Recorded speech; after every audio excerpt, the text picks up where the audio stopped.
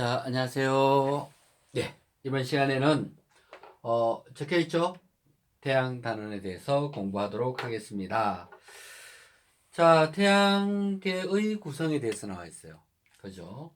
자, 태양계라는 것은 보면 첫 번째, 당연히 태양이 중심에 있겠죠. 그렇죠? 그래서 중심에서 빛나는 태양을 우리는 항성이라고 부릅니다. 항성이라는 것은 스스로 이렇게 빛을 내는 경우를 항성이라고 불러요. 그리고 이 항성 주변을 도는 것을 무엇이라고 합니까? 많죠. 수금지와 목토천에 이렇게 해서 많습니다. 얘들을 우리는 행성이라고 부릅니다. 행성. 자, 그래서 처음에 보게 되면 행성에 대해서 먼저 나와 있죠. 그렇죠? 그 다음에 행성 주변을 도는 것을 뭐라 그래요? 바로 위성이라고 부릅니다. 그래서 우리 지구는 달이 위성이죠.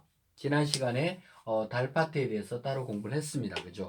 자, 그래서 태양계를 구성하는 경우는 항성, 행성, 위성 있습니다.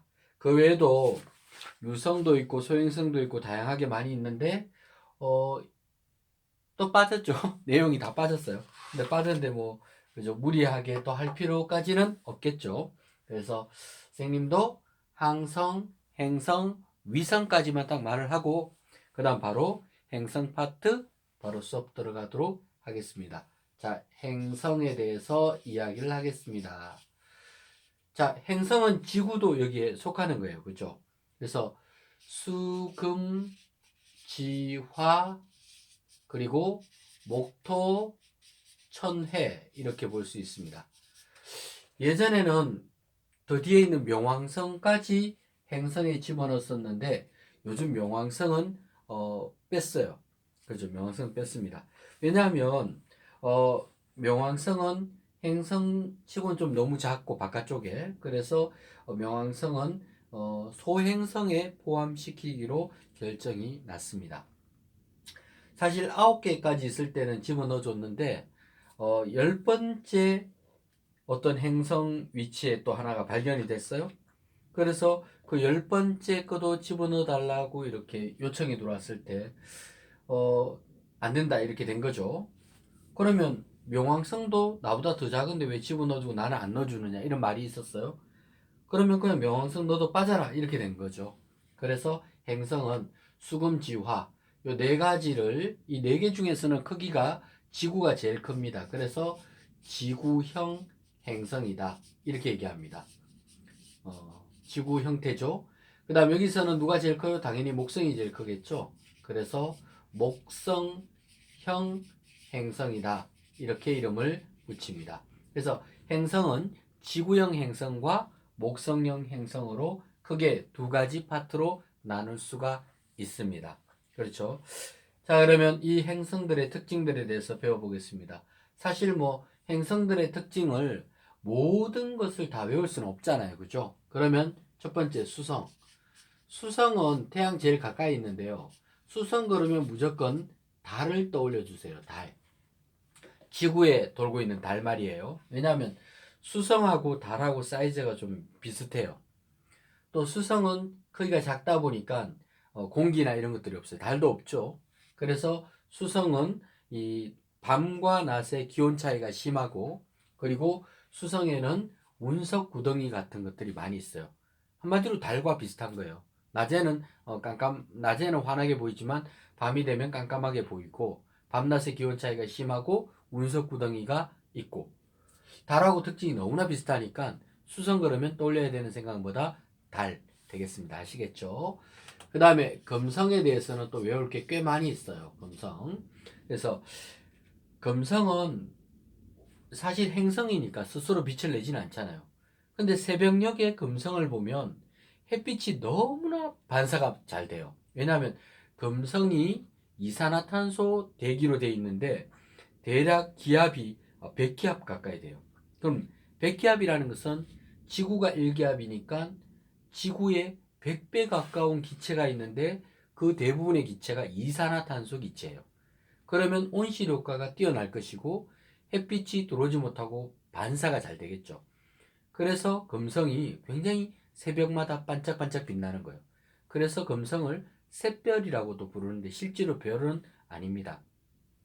샛별이라는 말은 새벽별이다 이런 뜻이겠죠. 그죠? 그러니까 새벽에 빛나는 별이라고 얘기를 했지만 실제 별은 아니고 행성에 속한다라는 것을 기억하셔야 되겠습니다.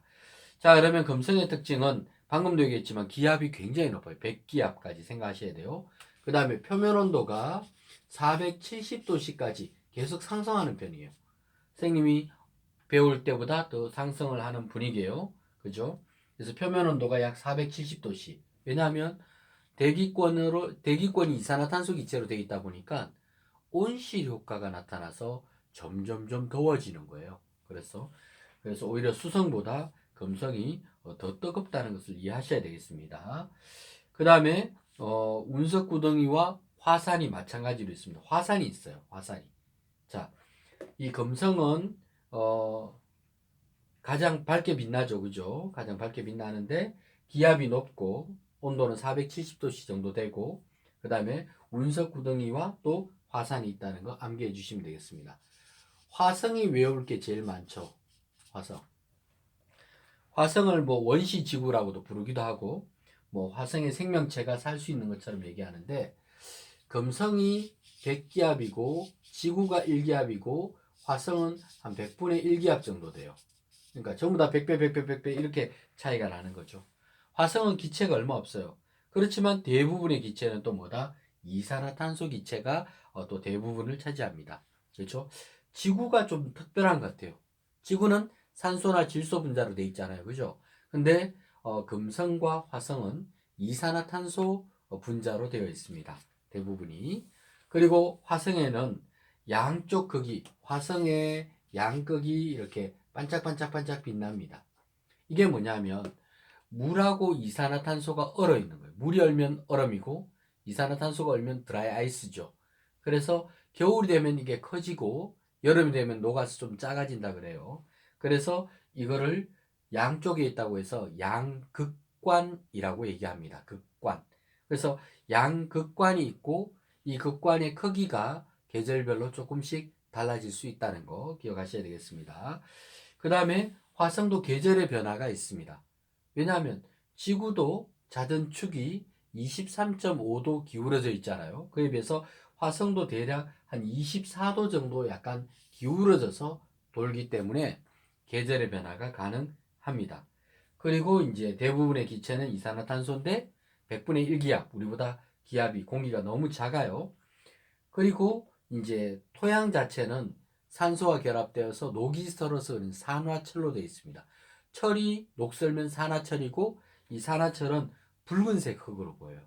그래서 우리가 화성을 보면 붉게 보이는 거예요. 표면 흙이 붉기 때문에 그래요. 그래서 화성은 붉게 보인다고 해서 불화자 써서 화성이라고 이름을 붙인 것 같습니다. 그리고 물이 흘렀던 흔적이 있고 또 화산과 협곡들이 있습니다. 자, 아까 금성에서는 운석구덩이와 화산을 얘기했고 이번에는 화산과 협곡. 뭐 협곡을 보면서 막 물이 흐른 흔적, 뭐 물이 있을 것이다 이렇게 추정을 하지만 실제로 이제 양극관 외에 나머지 부분에서는 찾기가 쉽지는 않다는 거. 그렇죠? 막 자꾸 뻥튀겨서 얘기하시면 안 되고, 그렇죠? 화성에서 뭔가 생명체가 사는 것처럼 얘기하시면 안 됩니다. 알겠죠? 아직 산다는 흔적은 발견한 적이 없습니다. 생명체가 사는 곳은 오로지 뭐밖에 없다? 지구 한 군데밖에 없습니다. 시험 문제에서 생명체가 사는 곳 나오면 무조건 지구 아시겠죠? 그 외에는 없습니다. 화성인 얘기하시면 안 돼요. 영화 얘기하시면 안 됩니다. 절대로. 자, 그 다음에 수성, 금성, 화성, 그 다음 지구가 생명체가 살고 있고 그게 지구형 행성입니다. 이 지구형 행성들의 공통점은 뭐냐면요. 이 지구형 행성들은 밀도가 좀 높아요. 그러니까 밀도가 높은 물질로 되어 있죠. 암석과 같은 밀도가 높고 그리고 잦은 주기가 길어요. 길다는 말은 천천히 돈다는 얘기예요. 지구가 하루에 한 바퀴 돌잖아요. 그죠? 그처럼 굉장히 좀 느리게 돌아갑니다. 특히 금성은 하루가 1년보다 더 길어요. 금성의 하루는 200일이 넘습니다. 지구로 따지면. 그래서 금성은 하루가 1년보다 더 긴 단위로 되어 있다라고 생각하시면 되겠습니다. 자, 각각의 특징 아시겠죠? 수성그램 무조건 뭐 기억하라? 달. 금성은 이런 여러 가지 특징이 있었습니다. 온실효과 꼭 기억하셔야 되겠죠. 화성도 여러 가지 특징 많이 나왔죠. 양극관이라든가 계절의 변화라든가 또 기압은 조금 낮는 편이에요. 그죠? 그런 것들. 자, 그 다음에 목성 되겠습니다. 자, 목성형 행성의 목성. 자, 목성은 굉장히 크죠. 그렇죠. 행성 중에서는 제일 커요. 지구의 한 11배 정도의 크기라고 합니다. 알겠죠? 자, 목성형 행성들은 대부분 다 수소라든가 또는 헬륨이란 기체들로 되어져 있습니다. 그러니까 수소와 헬륨으로 되어 있고요. 그 다음에 이 표면에 보게 되면 줄무늬들이 나와 있는데 가로 줄무늬들이 있고 그리고 남이 20도 부근에 이 대적점이라고 해서 이 대기의 소용돌이 현상이 나타나 있습니다. 요게 남이 20도 부근이 그러니까 이게 중간 부분이 0도잖아요. 그죠? 그럼 남쪽으로 20도 부근입니다. 남이 20도 부근에 대적점이 있다는 거 기억하시면 좋겠습니다.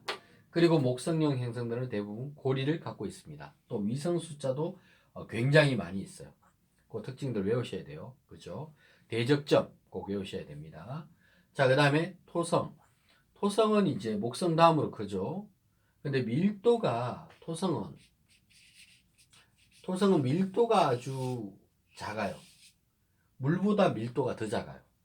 그래서 정말 토성을 담을 수 있는 물이 있다면 물 위에 토성이 떠겠죠. 신이 튜브처럼 쓰셨나? 하여튼 고리도 있고, 그죠? 토성. 토성을 하고 이 길이가 옆으로 좀 빵빵하게 벌어져 있어요. 그래서 토성은 좀 이걸 편평도라고 옆으로 퍼들어진 정도 편평도라고 하는데 옆으로 많이 퍼져 있고 그 다음에 토성은 굉장히 아름다운 고리가 있죠. 근데 이 고리는 실제로는 뭐로 되어 있다?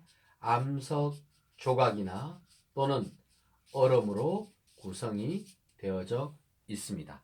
그렇죠? 그 다음에 수많은 위성들, 목성보다 토성 위성수가 더 많습니다.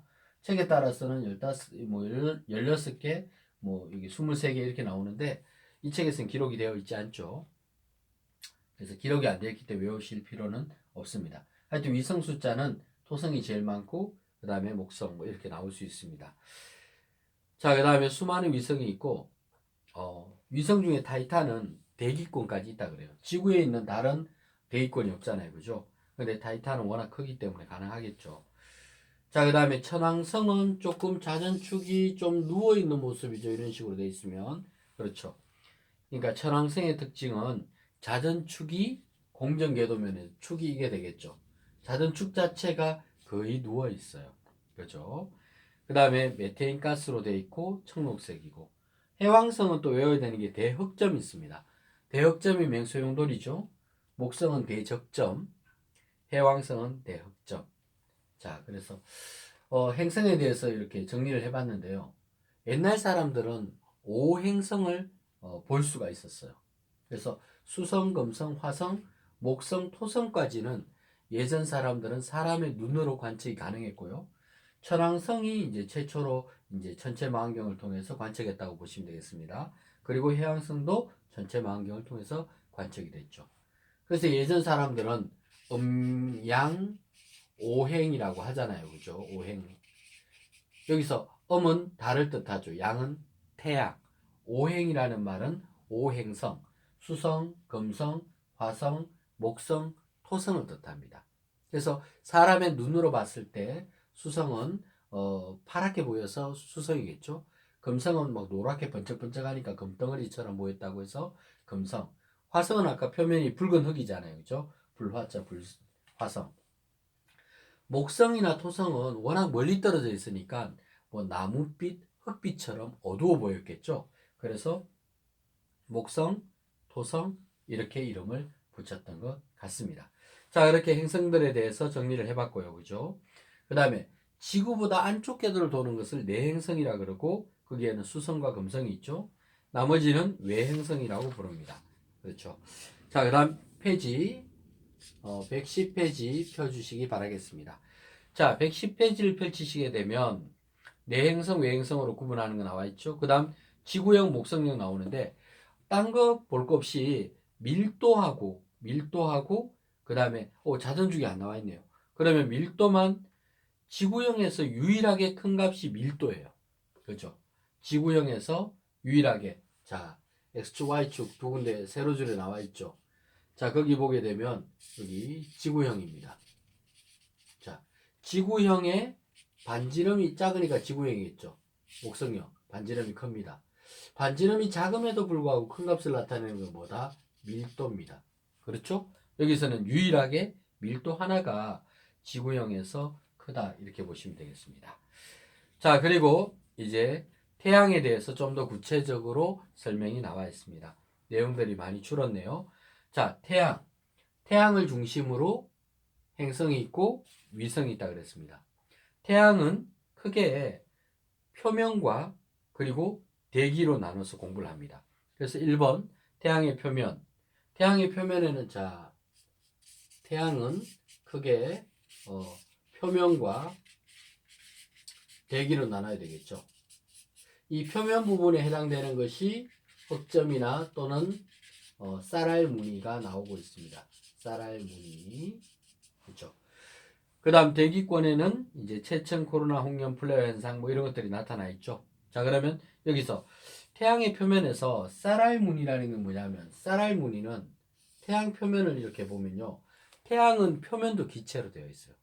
그러다 보니까 이 표면도 열대류 현상이 일어나요. 뜨거운 열기가 올라오는 곳이 있고 내려가는 곳이 있습니다. 그럼 올라오는 곳은 밝게 보이겠고 여기는 어둡게 보이겠죠. 그럼 멀리서 보면 밝고 어둡고 밝고 어둡고 뭐 쌀알을 흩어놓은 듯한 느낌이잖아요. 그죠? 그래서 이를 쌀알 무늬라고 합니다. 그래서 쌀알 무늬는 표면에 해당되고 열대류 현상이다. 이렇게 기억하시면 되겠습니다. 자, 그 다음 흑점은 어떻게 생겼냐면요. 태양이 내부에서 뜨거운 열기가 올라오는데 이 부분에 어떤 물질이 열기를 막는 거예요. 그러면 여기에는 열기가 올라오지 않으니까 시커멓게 돼 있겠죠. 시커멓게 된 건 좋은데 이러다가 갑작스럽게 한 번씩 열이 꽉 차면 터져버리겠죠. 그래서 흑점 아래쪽에서 그 열기가 채워지면 이 폭발이 일어나는 거예요. 그런 폭발을 폴레어 현상이라 그러는데 이 흑점은 다른 곳이 온도가 6000도씨 정도 된다 그러면 이쪽은 2000도 낮은 한 4000도씨 정도의 온도를 나타낸다고 합니다. 흑점에 대해서 시험 많이 나와요. 그 다음에 흑점은 태양 표면이 이제 기체로 되어 있으니까 흑점의 이동 속도가 좀 달라요. 그래서 흑점 같은 경우는 적도 부근에서 이동이 제일 빠르고 나머지는 조금 느립니다. 물론 태양의 흑점을 보면 대다수 적도 부근에 흑점들이 많이 분포를 하고 있습니다. 그리고 이 흑점이 동쪽에서 서쪽으로 이동하는 모습을 통해서 태양이 서쪽에서 동쪽으로 자전하는구나 이렇게 얘기를 할 수가 있습니다. 근데 이상하죠? 동쪽에서 서쪽으로 가는데 왜 또 서쪽에서 동쪽이라고 하죠? 똑같이 가는데 그죠?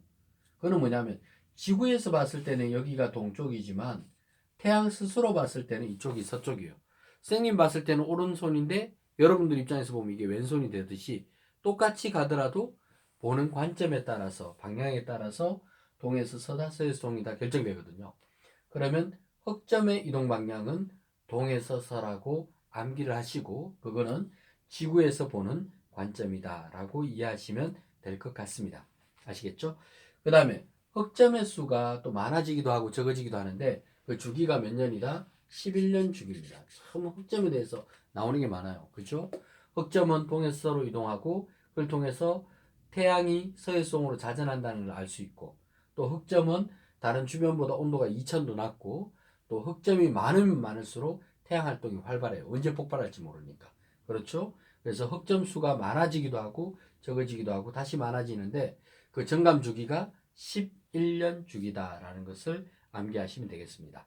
자, 그 다음에 태양의 대기권이 나옵니다. 태양의 대기권은 체층 그리고 코로나가 있습니다. 코로나19 사태인데 그죠?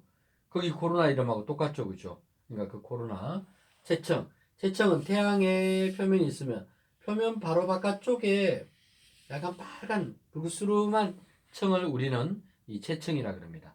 붉은색을 띤 얇은 층을 이 체층이라 그러고 그 다음에 청백색의 이렇게 계란 흰자처럼 된 부분을 갖다가 우리는 이 코로나라고 부릅니다. 알겠죠? 코로나는 온도는 굉장히 높아요. 그렇지만 밀도가 좀 작아서 한쪽이 더 뜨겁게 느껴집니다. 자, 그러면 체청에서 코로나 쪽으로 폭발이 일어납니다. 그거를 홍염이라 그래요. 붉은색 불꽃이라고 해서 불굴홍의 불꽃 염자 사용합니다.